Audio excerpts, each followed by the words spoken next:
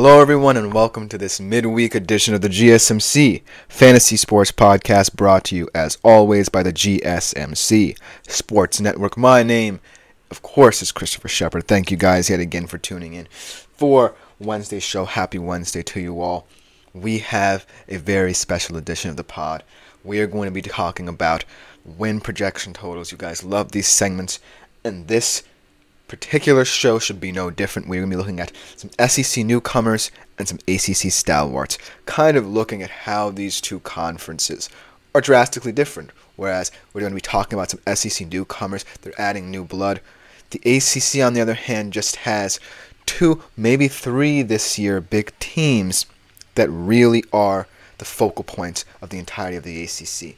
And I'm going to also talk about whether or not that's a good or bad thing for the actual conference itself. Before we get into any of that fun stuff, I do want to remind you guys that if you do feel so inclined, please like, follow, and subscribe to the show on the network. It is greatly appreciated by all involved. There are so many fantastic shows that go on here, and you should make yourselves available to all of them immediately. Everyone does a fantastic job. If you do feel so inclined as well, we also take any tips or donations. So if you do feel so inclined in this department, please leave them at the link at gsmc.cloud. It is a huge support to both me and my fellow podcasters and the network.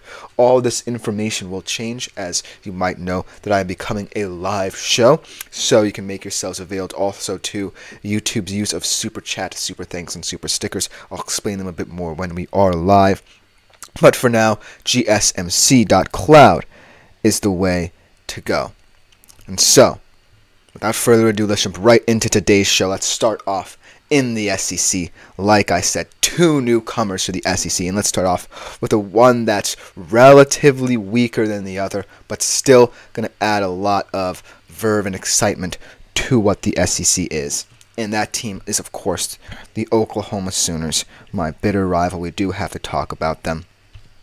Now, Oklahoma, like I said, isn't at the height of a Texas. We're going to talk about later when you think about teams coming in to the SEC and are expected to come into the SEC, because after so many years of dominance at the QB position with Lincoln Riley being the head coach, there seems to be a mindset shift. Brent Venables is the new coach now, and he's more of a defensive mind, and so that's where he places most of his focus. And as you can see on your screen, there are some new faces to this offense and just some really well-rounded receivers that I do like. But at the end of the day, the bottom line is there's a difference between Oklahoma and Texas. Oklahoma feels more like a Big 12 team at this moment in time, in that they're a well-rounded, solid team, but they're just competing to compete, whereas Texas seems like it's competing to win. But that being said, I'm still kind of looking forward to this new look Oklahoma, because if they are solid at best, then this Oklahoma team could shock many people. Because right now they're sitting at 7.6 projected wins, and I'm going to take the under on them. And here's why. In recent years, the thing that really carried Oklahoma, no matter who was playing at what skill position, the quarterback position was always settled, whether it be Baker Mayfield, Kyler Murray, and everyone knew their agenda.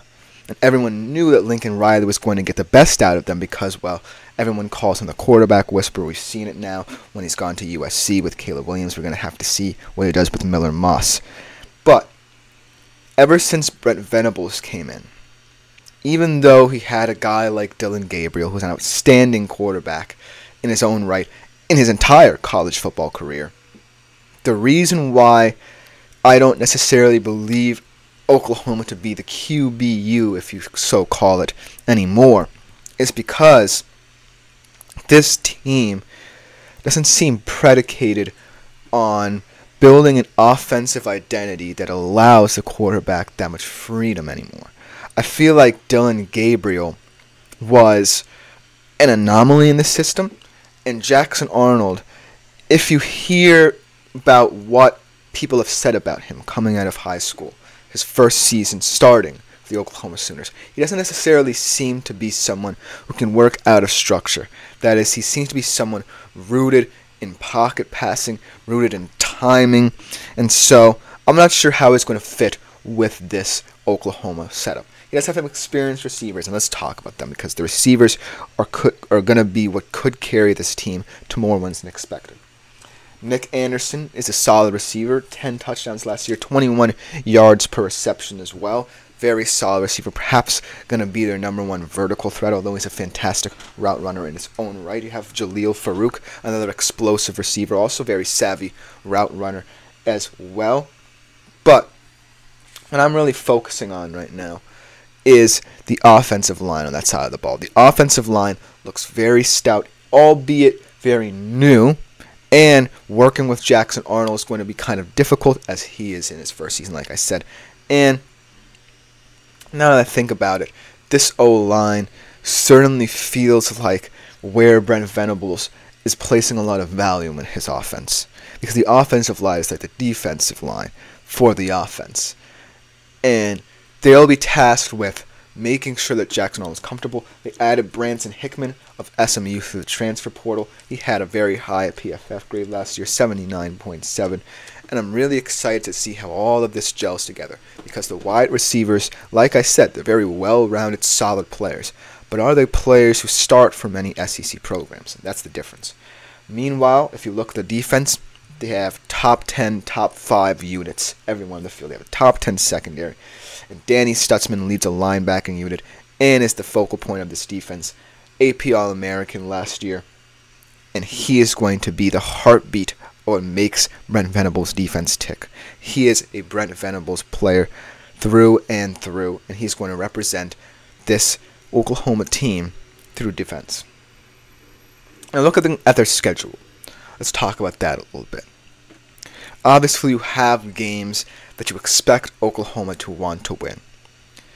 But there are a lot of games as well where Oklahoma might just be hoping to compete. And that won't necessarily be something that Oklahoma will want to pride itself on. Now, thinking about how the SEC is looking this year, where I can see about 4 to 5 teams potentially making the playoff. Oklahoma is in that group of teams in the SEC. Maybe not as low level as a Florida, perhaps. But Oklahoma is in that level of teams where this transitional period for them, it could hinder the overall outcome of what they do in this league, in this conference. And so, what I want to see from Oklahoma isn't necessarily wins that you wouldn't expect to see from them. I just want to see consistent play and improvement from Oklahoma if I'm an Oklahoma Sooners fan, which, of course, you know I'm not. But if I were, I just would want to see stability, improvement, investment on both sides of the ball by Brent Venables because Jackson Arnold does seem like he could be something for this offense. And so that's why I'm taking the under here. Because I don't necessarily view Oklahoma as a team that is on the precipice of something great. They are kind of in the middle. They're kind of working their way back to what they believe could be stability. I'm not saying that they aren't going to surprise a lot of people this season, but their time will come, if that makes sense. This season, though, doesn't look like it. They have the Red River rivalry right smack dab in the middle of the season, October 12th. And in recent past, they have gotten Texas' number. And the reason why is because that seems to be where a lot of their attention is focused on. Maybe Texas didn't necessarily care about the Red River rivalry as much, but look for them this year to care very deeply about this rivalry, especially because they feel that they deserve to win the SEC or at least compete in the SEC championship game. So that game could have a very different profile if Jackson Arnold doesn't, get his stuff together. Then, listen to this slate. They're at LSU and they're at Mizzou, November 9th. Those are games at the latter half of the season where you expect Oklahoma to put up points, right? Because LSU also has a couple questions. They have a fantastic receiving core, but can their guy Garrett Nussmeier, the new quarterback coming in with a fantastic bowl game last year really be the QB for them? If so, then LSU could easily win this game. At Death Valley is a very hard place to play, especially if you're a new SEC team, especially if you're a first-year starter like Jackson Arnold is. And then you're at Missouri, another tough place to play.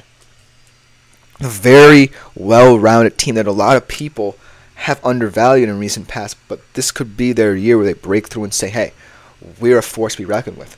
So those are two games that Oklahoma should be penciling on their schedule as games where they feel they can compete, but I don't think they win those games. And to top it all off, even though it's at home, they have to play Alabama as well, the second to last week of the season.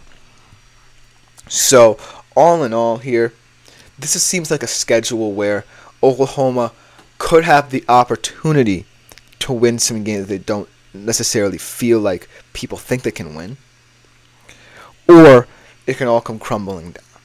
I'm looking at the LSU and Missouri games to really track their progress, because they're kind of at the latter half of the season, but they're still kind of in the midst of when these teams are truly going to be competing for wins and when they're going to be competing for positioning, most importantly, in the top 25, especially in those top 12 rankings. And so, if Oklahoma can take advantage of that, that's a surprise, because at this point in time, they're no longer the favorites. They're out of the Big 12 now. But they still have the opportunity to play spoiler here, and that's a special thing, especially for teams that, feel like they should be competing, but still have weaknesses to them that aren't as well-rounded as we think. So overall, if I'm betting on Oklahoma, I'm still taking the under. I still haven't seen enough of Jackson Arnold to have faith in them, and I still think this is going to be a team predicated heavily on its defense. However, all of these SEC teams are really going to be jostling for position, and they might get overconfident that they feel like they're in a position of strength, and Oklahoma can pounce. And I think that towards the latter half of the season, Oklahoma will really come into its own, and hopefully Jackson Arnold will too, and he could be the next face of the Oklahoma Sooners. But that's just about to do it for this segment. Coming up next, we look at their rival, the other SEC newcomer in Texas, my guys. We'll be right back after this short break. I feel like I'm losing my mind. Is everybody in the world blind? Please, Lord, give me a sign, a sign. I feel like I'm losing my mind. Is everybody in the world blind? Please, Lord, give me a sign, a sign. I wanna be the greatest. Everybody on the fake shit. I look around and feel like everybody is the fakest. I make this every day and I'm impatient, hoping one day I blow up from the basement. Statement, the top is so vacant. I don't hear shit that I think is amazing. Waiting for my day when I'm playing sold out shows for 1,000 faces. Hey, give me that crown, get in my way and to be put down. It ain't your place, all this my town. If I want that shit, then I'll get it right now. I'm losing it, the noose it fits. I'm losing shit, a stupid myth. You choose to live or choose to dip. You choose to fight or lose your grip and lose a gift. I feel like I'm losing my mind. Is everybody in the world blind? Please, Lord, give me a sign, a sign. I feel like I'm losing my mind. Is everybody in the world? Hello everyone and welcome back to the GSMC Fantasy Sports Podcast, brought to you as always by the GSMC Sports Network. Before we get into our second segment, perhaps my favorite segment of the day, as I am a Texas fan, I do want to remind you guys yet again to like, follow, and subscribe to the show, and also if you do feel so inclined, please consider leaving a tip or donation for now at the link gsmc.cloud. It's a huge support to both of me and my fellow podcasters, and ultimately the network as a whole. Things will change as we get live, but for now, gsmc.cloud is the way to go. Without further ado, let's jump right into one of my favorite segments of the day. We are going to be talking about another SEC newcomer, Oklahoma's rivals, my guys, the Texas Longhorns. Last year truly was a fantastic year for the Texas Longhorns and for the Texas Longhorns faithful. It really showed what Steve Sarkisian is building in terms of culture there, it really showed the maturity of Quinn Ewers to take the next step in his career and develop as a player. And most importantly, it set the foundation for new up-and-coming players within the Texas program to follow the lead of some of those elder statesmen in the squad. And I'm really excited and intrigued to see what this year looks like for Texas football as they enter a new horizon in the SEC. Now, I do want to kind of look at two different things here in terms of their win projections and totals. For projected wins, according to PFF, they're only sitting at 8.9, but in terms of FanDuel's, they're at 10.5, which sits right around where a lot of people will expect them to be. And in terms of over-under, I think I'm willing to take the over in terms of 8.9, but they're going to be sitting right around 10 wins, I believe, if that, at the end of the season. And the reason why people are higher on Texas than you might think, after all that turnover last year, losing Jatavion Sanders, losing Xavier Worthy, losing A.D. Mitchell, losing almost every single one of their stalwart pass catchers from last season, adding Isaiah Bond, adding Matthew Golden and Silas Bolden, adding Amari Nyblack. All of these players really fit the mold of what Texas was last year because they all had similar traits to what each and every one of those former Texas players brought to the plate. You have Isaiah Bond, perhaps going to be the go-to target, but more of a vertical threat. You have Matthew Golden and Bolden, stalwart route runners, fantastic hands on each of them. Amari Nyblack always gets the job done. Could improve in terms of pass blocking, in my humble opinion, but it's going to be a solid Texas Longhorn. And so I look at this offense, and I think, well, there were certainly a lot of things that I definitely thought last year's iteration of the Texas Longhorns will do better than this year's. For example, I think they had a lot more verbiage last year, and this year, Steve Sarkisian is going to have to tinker a little bit, figure out who fits with what particular play setup, and who receives the ball at a certain time, who gets the lion's share of the targets and things of that nature. But at this moment in time, I look at the receivers and the O-line, especially the Texas Longhorns, who returned Kelvin Banks, Jake Majors as a stalwart on this line. They returned so much production in this offense that I can't say that they will lose a step just because all of these guys came through the transfer portal. Steve Sarkisian will find a way. He's creating something here. And as long as the transfers believe in that, then Texas can also move forward and also think ahead to the future.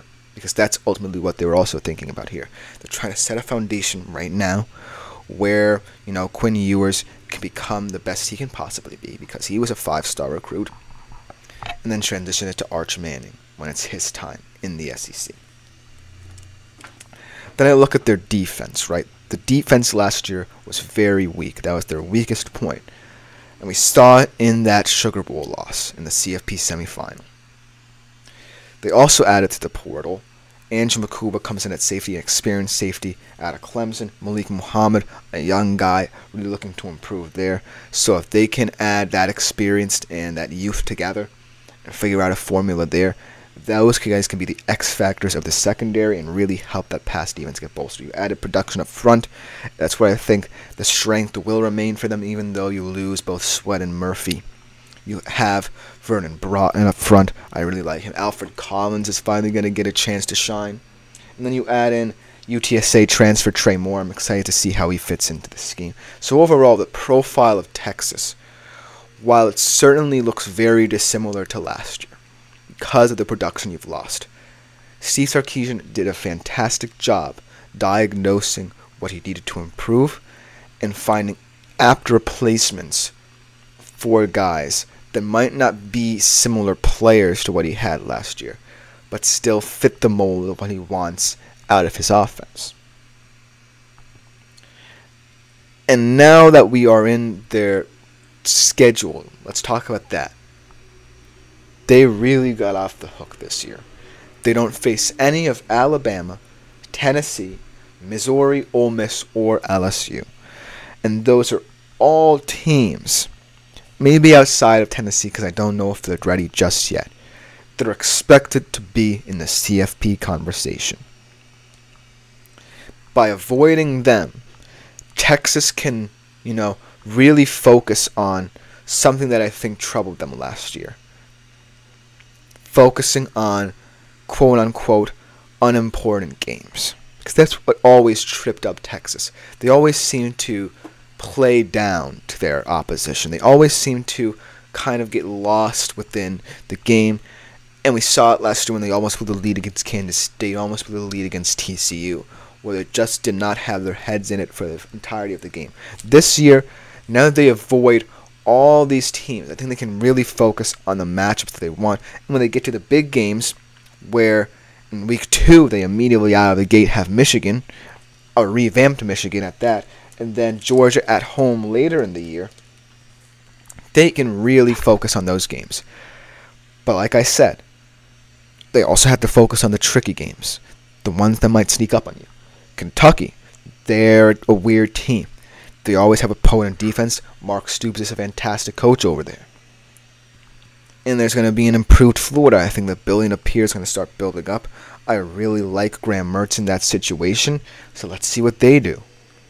But right now, the focus for Texas is A, making sure that everyone is aligned with the philosophy, not just, the guys that have been with this program for a while, have gotten to know Steve Sarkisian, but the transfers as well, because they're the important ones. They're at the X Factor positions right now. The Isaiah Bond can't be bad. Matthew Golden and Silas Bolden can't be bad. Makuba can't be bad. Trey Moore cannot be bad. Because if they're bad, that sullies and muddies the culture of what Steve Sarkisian is building here. And so a lot of pressure is on them, but if they rise to that occasion, then Texas shouldn't have to worry about being in close games with teams they should be blowing out, so to speak. And I look at the 2 games on their schedule that stand out. Michigan week 2, Georgia later in the year, at home.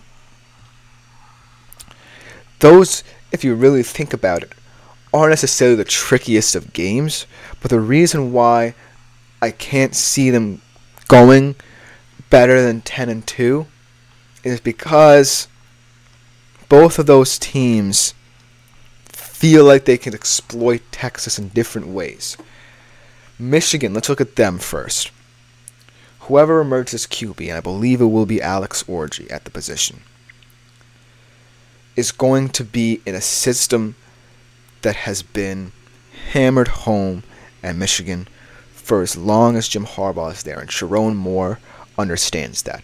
He understands that he can't necessarily drift away from the philosophy set forth by Jim Harbaugh. So they are going to be a very physical team. And while you might believe that that suits Texas, that teams that are predicated on smash-mouth football, we're going to have to go up against that front, because last year they were one of the best run defenses in the entirety of college football. I don't necessarily think that this year's iteration is yet comfortable enough to understand the team that's been doing this for quite some time. This is, like a Kansas State where they try to mix it up depending on the week. No. This is Michigan Wolverines, a team that went undefeated last year playing this style of football. And no matter who's at quarterback, I think that the Michigan Wolverines will always live and die by the sword that is passed to them by Jim Harbaugh. And then when you look at Georgia, this is the game where Texas could face a lot of troubles in their pass defense if Makuba does not live up to expectations, if Muhammad does not live up to expectations in that secondary. Because Georgia is a very timing-based team. Carson Beck, if he has the time, can carve you apart at every level of the field. That's how confident Georgia is in his abilities, and that's how confident they are in being able to parse through whatever defensive game plan you have set up. So those 2 games are the reason why I'm going to have to take the under here in terms of the FanDuel projections, in terms of 10.5 wins. Because as much as I would love to say that Texas can compete in those games, I'm not saying that they won't. They definitely can. those are two teams that can really get on Texas' nerves a little bit here. These are two teams that worry them in different ways. Because Texas is all about their own tempo, their own flow, their own ways of playing the game, setting the bar for themselves. If that bar isn't set, let's say if Michigan has very long possessions, let's say if Georgia also has long possessions, methodically moving down the football field, that kind of messes with them. That kind of messes with you. It sticks with you. So the thing with Texas is, focus on winning the games that you should win, especially those against teams that could sneak up on you. But also, try to understand the intricacies of teams that have been developing their systems for many years to come. Because that's what the SEC is. These are well-oiled machines. Some teams have had a lot of turnover. Alabama might have a lot of turnover. LSU is breaking in a new QB. Missouri hasn't yet hit the horizon where they truly are going to be a contender. They're right now just in the precipice. Ole Miss as well, a little bit.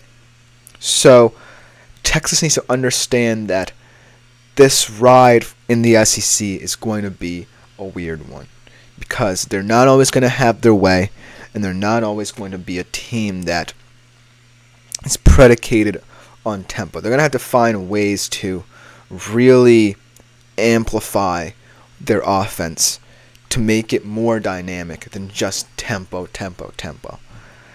And that's all down to the philosophy set forth by Steve Sarkisian. If he can get that right, then Texas will be a real threat every year that they're in the SEC. But if not, then who knows what teams will take advantage of that. But that will just about do it for the Texas Longhorns win projections. Coming next, we transition to the ACC, and a team very much in flux after a season where their hopes were dashed in very heartbreaking fashion. We'll be right back to talk about them after the break. Looking for your daily fix of sports talk without having to pay for it? GSMC Sports Network is available on YouTube. Just search GSMC Sports Network. Get your fix of daily sports talk shows on YouTube, absolutely free. NFL, college football, NBA, MLB, MMA, UFC, fantasy football, and so much more. GSMC Sports Network has shows running all day long, with new sports shows starting every 2 hours. Just like on your favorite cable sports channel, except GSMC Sports Network is absolute. Hello everyone, and welcome back to the GSMC Fantasy Sports Podcast, brought to you as always by the GSMC Sports Network. I hope you liked our first two segments, because those are the only two SEC teams. I wanted to look at these two newcomers heading in drastically different directions before, we get into the big boys of the SEC. But now we transition to the ACC, and a team, like I said and talked about yesterday when I did the college football player profile of DJ Uiagalelei, their new QB, is in flux. After an exciting last year that ended in heartbreaking fashion as they were snubbed from the CFP due to fate of circumstance, Florida State is in kind of a reset mode. And an ACC that, like I mentioned yesterday as well, it's also in flux. Can Florida State take advantage of that? Or will this new amalgamation of players really not find their fit on the field? I think that the over-under for them might be a little bit skeptical to some, because after a 13-0 season where Jordan Travis really rejuvenated this program, they lose him for that little stretch run where they were trying to compete for the CFP and go undefeated, to now where you now have a QB who hasn't really impressed people when everyone thought he was going to be a future star in college football, and a team that lost so much of what made it so hopeful, that you're now kind of staring down at this team that doesn't look like anything that can compete right now. And this year especially, it could be the final year of the ACC if no one from this conference really makes a CFP challenge outside of the champion. What will Florida State ultimately take away from this 2-year period? The fact that they had reached the highest of highs and gone 13-0. The fact that they got snubbed just because their QB went down. Or this season where they really look like they could be in semi-dire straits. Now, let me tell you the win totals and over-unders. It's 9.5 wins, which could be enough for an at-large bid. But you have to understand, when we talk about all the moves that the SEC and Big Ten made to make sure that their conferences were the cream of the crop, no matter what issues with money they will face down the line. And you look at the ACC and what they've done in return. They really haven't made a positive imprint in terms of taking advantage of the 12-team CFP. And all three of the teams I'm going to talk about today do have a solid chance of being contenders for the CFP. But a lot needs to happen from now until Selection Sunday for the ACC to really be considered. And that all starts with the top 2 teams we're going to be talking about, and then a sleeper pick at the end of the show. And let's start off with Florida State. 9.5 wins should be manageable for Florida State. When I look at this team, I don't necessarily see a lot of talent that DJ Uiagalelei can hold his standard to. Because when DJ Uiagalelei was at Oregon State, right? That team was more predicated around finding ways to make him more comfortable. And as a result, while he did not produce as much stats as people would have liked, he did, lead them to a nice season. Got them into the top 25. But Florida State seems like a different kind of situation. And I mentioned this yesterday with him as well, because DJ Uiagalelei, at the end of the day, is a quarterback who doesn't necessarily fit the profile of someone who should lead a Power 5 conference team. He definitely feels like someone who kind of needs that kind of smaller school mentality, who can sneak their way into the top 25, because that's what he did with Oregon State. This certainly feels like a weird fit. But if anything, one silver lining to this all is that Mike Norvell really believes in him. If he saw that in the transfer portal, he was looking at QBs, could have had some other guys. If he really believed in DJ Uiagalelei enough that he chose him as the quarterback to kind of make people forget about Jordan Travis, then that shows the level of confidence Mike Norvell has in his program, and most importantly himself. Because that's what I think that the ACC is going to come down to this year, coaching. A lot of people don't necessarily want coaching to come into their mindset of how they view certain teams and how they're going to bet on them. But coaching in the SEC is no different. All three of these coaches have cultural understandings of their teams, and they also understand what it takes to lead a team where you're either in transition or you're at the top. And I think about Mike Norvell and what he did last year to kind of bolster his team through the thick and the thin. And when he heard that he was not selected, he didn't necessarily panic. He knew it was highway robbery, and he mentioned such later on, but he didn't panic. From that moment forward, he knew that he was going to lose all that production. He knew that Jordan Travis was gone. He knew that Keon Coleman was gone.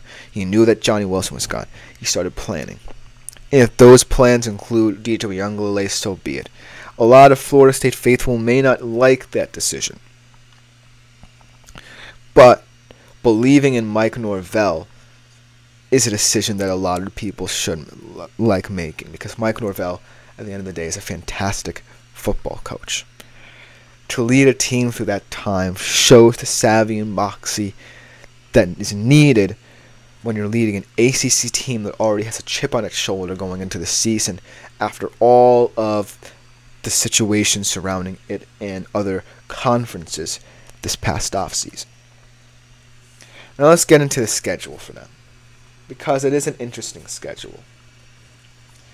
And there is a lot of margin for error here, I will admit. It allows for a lot of margin for error should, DJ not come out of the gate swinging. They're at Miami and they're at Notre Dame. Those are two big road games for them. And looking at Miami and Notre Dame, they are in the same kind of boat here. Miami we'll talk about a little later, but Notre Dame is the game that I'm more intrigued by because they're very similar situations. Florida State could have gone out and gotten Riley Leonard if you really think about it. But no, he ended up at Notre Dame, and injury history be damned, he still is one of the best college football QBs you could have had in the transfer portal last year. And so I'd love to see if DJ Uiagalelei doesn't play well in that game, what Florida State fans will really hold their hand on here. Because if they look at if Riley Leonard also plays well in this game, then that's huge trouble for Florida State. Because that's the game where I think a lot of people might lose faith if DJ doesn't play very well, because they need to win games like this on the road at teams they feel like they should win against in order to do that. And then Miami, another similar thing. I don't necessarily think that Cam Ward is one of those guys who would have liked to play for Florida State. He wants to go to maybe a school where he gets a lot of national attention because he's leveraging himself to be a top pick in the 25 NFL draft. But, it could be an interesting game. But those two games are the games where Florida State's season hinges on belief. Because if they win those games, then I feel like you're building something that a lot of people can believe in and you can get fans behind. If you don't, that I don't think you really can. You get Clemson at home. That could be the game that truly decides who's going to represent the ACC in the championship game, and furthermore, as the automatic bid in the CFP. So that game also very important. And I think that as of this moment, Florida State can really say that they're a little bit ahead of the game in terms of Clemson here, because Clemson has a lot of questions too. We're going to talk about their whole coaching situation when I talk about them in the next segment. But when I look at Clemson and I look at Florida State, I feel it's Florida State at least, had a contingency plan after their star quarterback left. They at least have confidence in DJ. Right now, I don't see any confidence coming out of Clemson. I feel that Dabo Swinney might be losing his head a little bit there, keeping Cade Klubnik there for as long as he has. And I think that if you don't see improvement there, that could be an easy win for Florida State, and that could be a confidence booster. It's all about making sure that Florida State has the confidence, and that falls on Mike Norvell's shoulders. Because Mike Norvell created a belief last year that really carried Florida State through thick and thin. And remember, Florida State had some close calls last year against teams they shouldn't be losing against. They really did. And because of Mike Norvell, they really stayed the course. They didn't lose faith whenever things got a little bit bumpy along the road. And this year, I feel like there's more opportunity for that to happen, because Mike Norvell said, okay guys, we lost some of our best players on the offensive side of the football. We lost our best defensive player, for that matter. But I'm bringing in guys who I feel we should believe in, because we don't want to let our faithful down and be guys that shy away from the pressure. We want to embrace it. And if they lose a couple games, so be it. They certainly feel like they could lose to Miami and Notre Dame this season. And that's why I'm skeptical about this over-under here. I don't really know how to handle it, because 9.5 wins certainly feels like a very interesting benchmark for a Florida State team like this. And so the main goal for this season shouldn't be about the wins or losses. It should be about maintaining and carrying over that faith in the team, because at the end of the day, coaching was what got them to that point. They are fantastic players in their own right, but coaching at the end of the day is going to decide the ACC championship and also the future of the ACC as well. And Florida State is the prime example of that. That's just about do it for this segment. Coming next, we transition to the other ACC hopeful, perhaps the weaker of the two, perhaps the weaker of the three if we bring in our last team for our last segment. But we will definitely see. We'll be right back after this short break.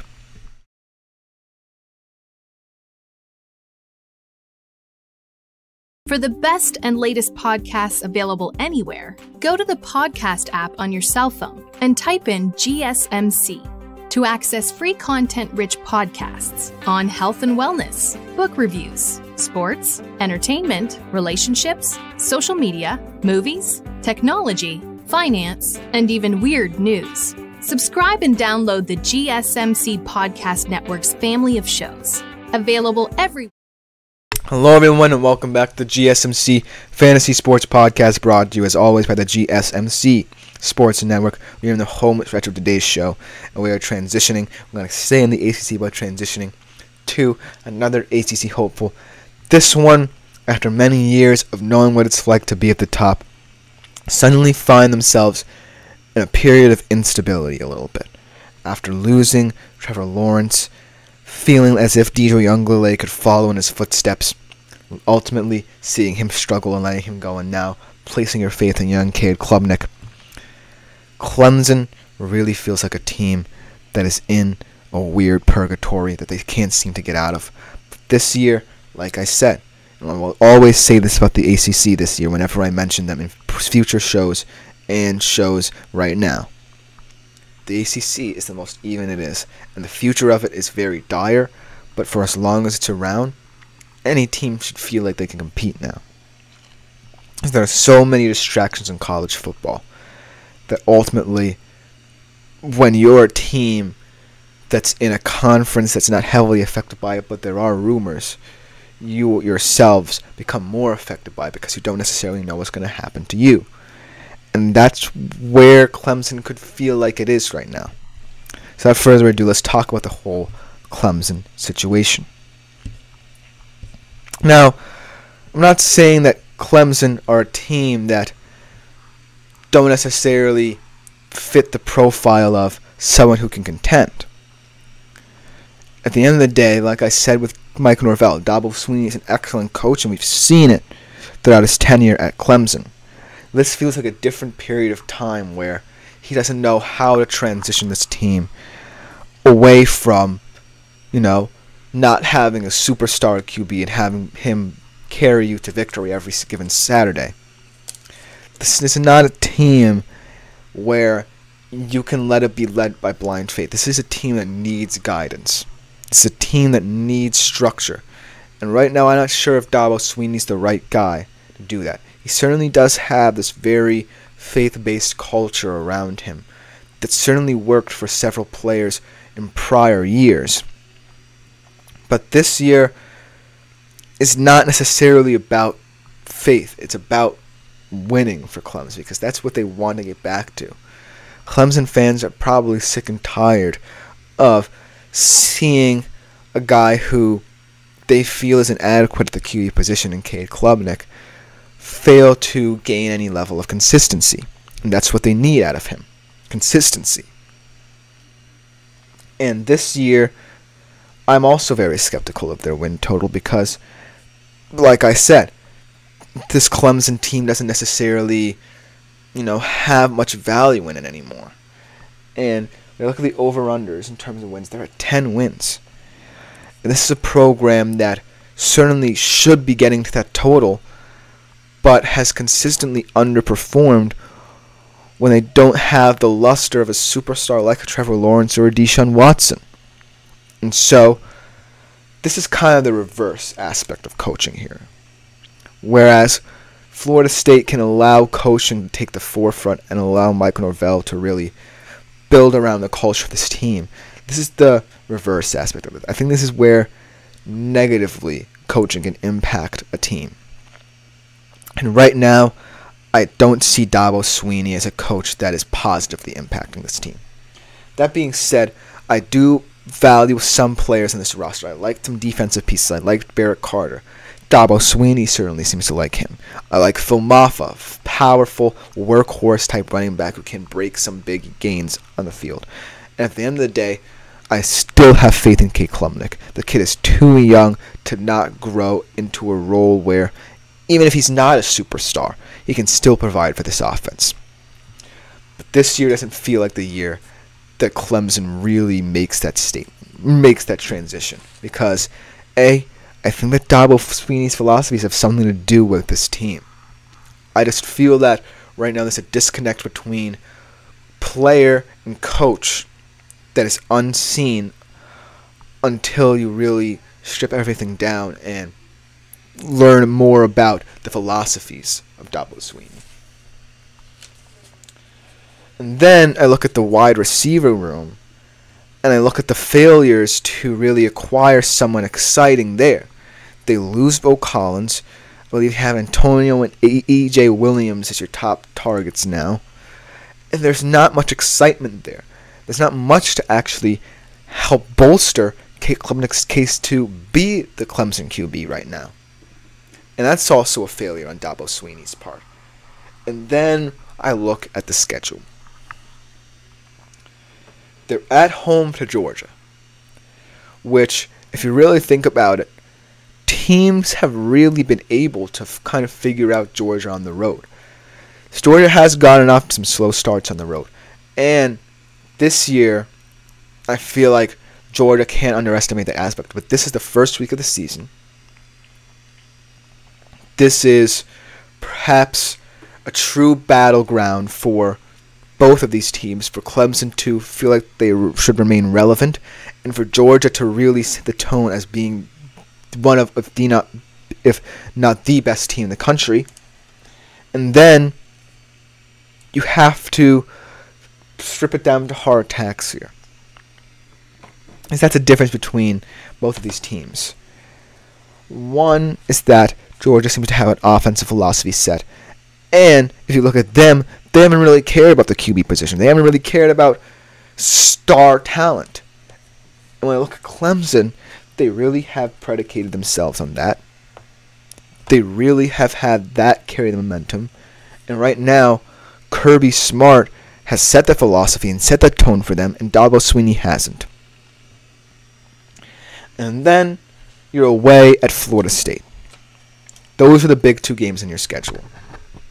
You're at home to Georgia, but that shouldn't really mean much, even if it's a week 1 game and you might be getting Georgia at a weird time where they're just going through the motions. Away at Florida State, though, could be the huge barometer for the future of the ACC. Because these two programs, have really set the tone for what the ACC has really come to resemble. If you look at how Florida State approached the offseason compared to Clemson, they were more active. And even though in terms of conference realignment, Florida State and Clemson are a little behind the 8 ball here, Florida State is acknowledging the fact that they can improve certain areas of their roster to make themselves appealing to other conferences. If you're Clemson and you really want to move away from the ACC, if you really want to put the future of the ACC in jeopardy and put pressure on teams to respect you, you got to be active. And Dabo Swinney's insistence that he can build through recruiting and build through this culture and identity is utter BS to me. Because this is not the future of college football. The future of college football lies in the scheming to get where you need to be. And as much as people might eventually hate it, that's what guarantees you a place at the table. And Clemson at this point in time doesn't deserve it. So if they lose this game to Florida State, and perhaps lose this game handily to them, then that really says something about A, what Clemson feels like they are right now, and B, what they deserve to be. Because if you lose to Florida State, when they themselves seem like they're kind of in flux right now, but they still are doing something about it, and that proves that maybe you need to tear this thing down. Maybe you need to tear this whole project down and really focus on guaranteeing that you can't lose your heads. Because, like I said, there are two sides of the coaching coin here. One can be a coach like Mike Norvell that has weathered the storm, done admirably at Florida State to build off of what he had last season and really help bolster this team after heartbreak, and trusting that making shrewd additions to the transfer portal can actually help his squad. And then you look at Dabo Swinney in comparison. How can you have faith in Clemson to still be, at the very worst, a 10-win team? Yes, their schedule is manageable. I will say that. They don't necessarily have to play tricky teams. But if you want to gain respect, you want to win those two games. You want to at least win 10 games this year. But I can't see it at this certain juncture in time. The goal for Clemson shouldn't, much like Florida State, shouldn't be about wins and losses. It's about figuring out what is going on with this program and how do you move forward and get past both Trevor Lawrence and Deshaun Watson and figure out how, without, the allure of a star QB already supplanted in your system, how to move on. Because if they don't, then they're going to be stuck in purgatory and no one will want them in their conference. But if they improve, then the future of the ACC may not be in as much jeopardy as people think. But it's all up to them, and ultimately it's up to the coaching philosophies of them. But coming up next, that will just about do it for this segment. Coming up next, we are going to be looking at a sleeper pick, my sleeper pick to win the ACC through all of this turmoil. We'll be right back with the final segment of our midweek show after the break.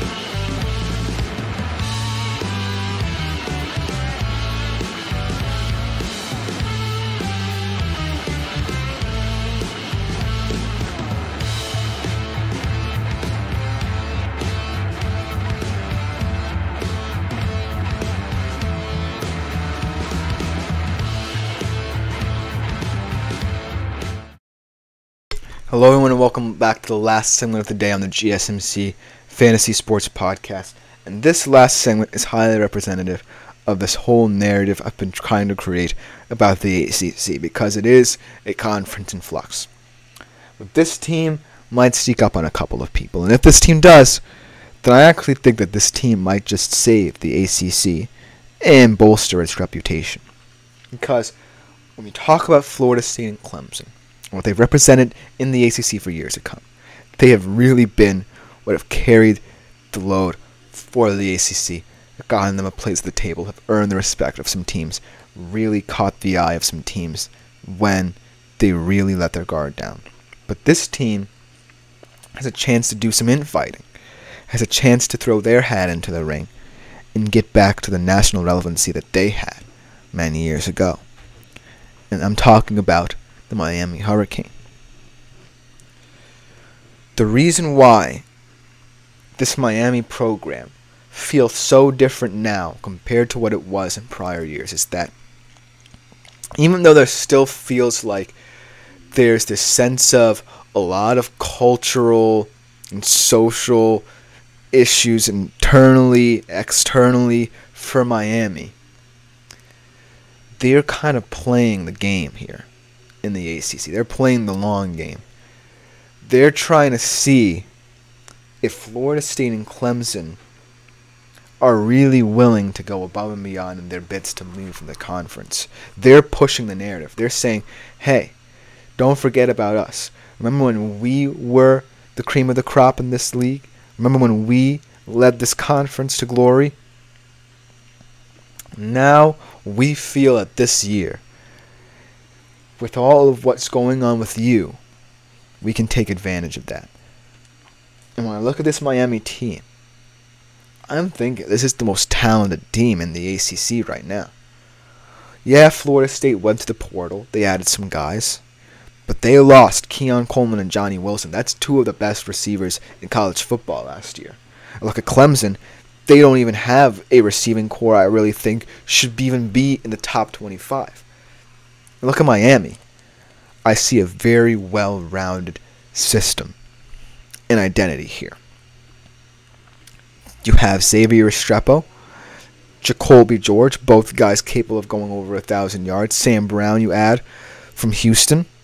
And then you bring in Cam Ward. And that's what throws a wrench into every single team in the ACC's operation, including Florida State and Clemson. Because when I thought about Miami, and I thought about what they can become, I certainly feel like this was a perfect time for them to kind of find a bridge option for QB.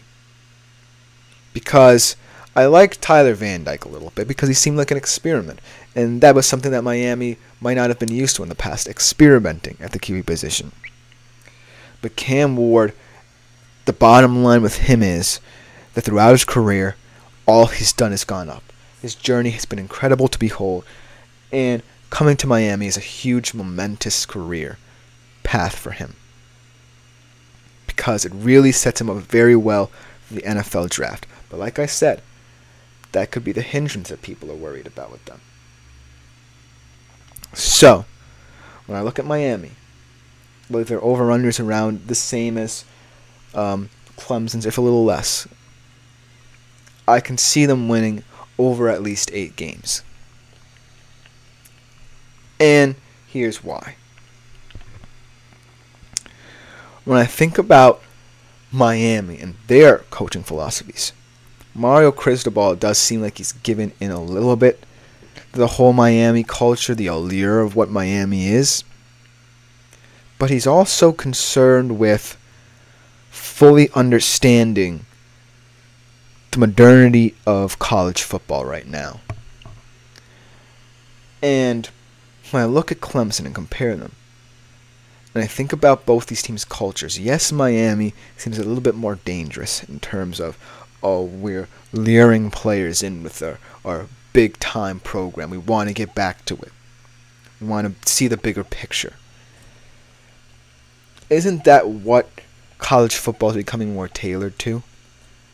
And by doing that, Miami is adding more intrigue to their program. Thus leveraging themselves in both recruiting and the transfer portal. And they're also forcing both Florida State's and Clemson's hand in that they're going about this very differently. A lot of people will be skeptical about Miami and saying that they're doing the wrong thing. But the wrong thing right now is a lot more appealing in terms of building your roster than it was in years prior. Because when Miami was a stalwart team, there was no NIL. The transfer portal wasn't a big thing. And they ultimately predicated it on the homegrown talent there. This year, Miami's like, ooh, Florida State and Clemson are kind of infighting. They're kind of trying to get out. Let's hit them where it hurts. Let's give them an awkward kick out the door if they do decide to leave.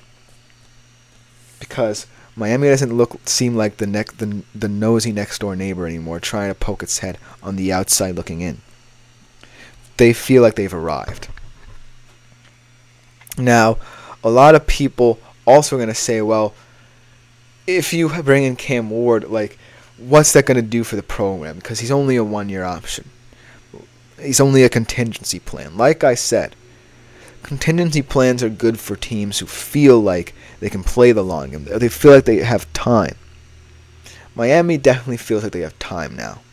Because if this whole Florida State Clemson thing didn't come about and they felt like they wanted to stay in the ACC and, be in this third tier of divisions where they're comfortable, not competing against the elite, then that really would have affected Miami because, well, it would have meant that they would still be the third best team. Now, they have all the leverage in the world. And in terms of win projections, you should be comfortable saying that Miami will win a lot more than expected. I look at the games. They had Florida State at home. That's a big game for them. I feel like that's a game they can win. And if they do win it, it will make Florida State look a little bit silly because Cam Ward was right there for the taking in terms of the transfer portal, but decided to go with DJ Uyunglele, who is a guy who's skeptical. They're at Florida as well, at home too, and Florida's another team that is trying to get to where Miami is right now, where they can play the long game.